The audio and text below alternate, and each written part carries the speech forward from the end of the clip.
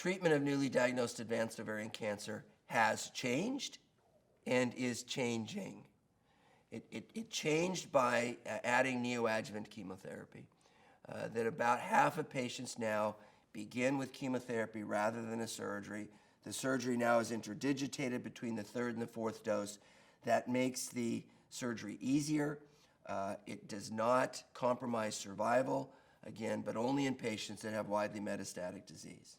Change number one.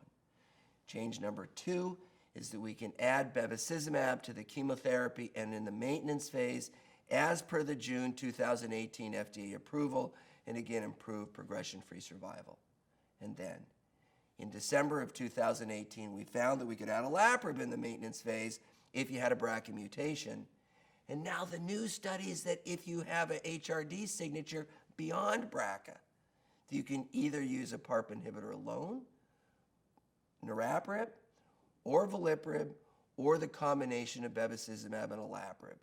So the treatment has changed, neoadjuvant chemotherapy and bevacizumab, and is changing now beyond BRCA and combinations of olaparib with bevacizumab. And the point is, the patients are living longer, they're living better, and that's why we do this, to improve clinical outcomes, to help patients live longer and better.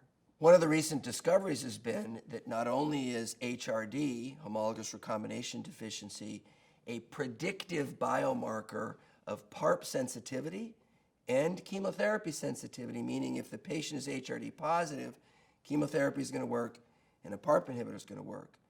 But also its prognostic significance, meaning that if you are not HRD positive, the patient is going to do poorly, no matter what you do. Really, because chemotherapy and a PARP is not going to work.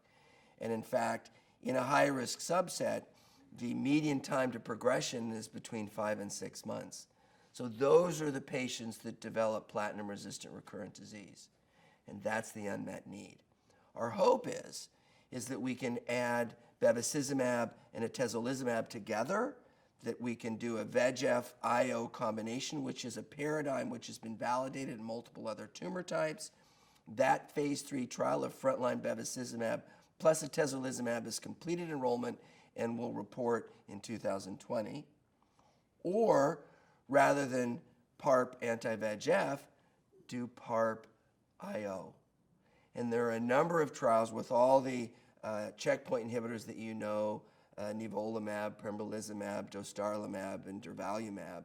Those trials are enrolling, and really that's what I would hope that you would do, is enroll your patients on those studies that are PARP-IO. There are 4 of them, and they're really everywhere, and that's certainly my standard of care, is a clinical trial with one of these studies. But I think that's the point, is that patients need maintenance, HRD positive patients need Bev, and HRD negative patients need a clinical trial.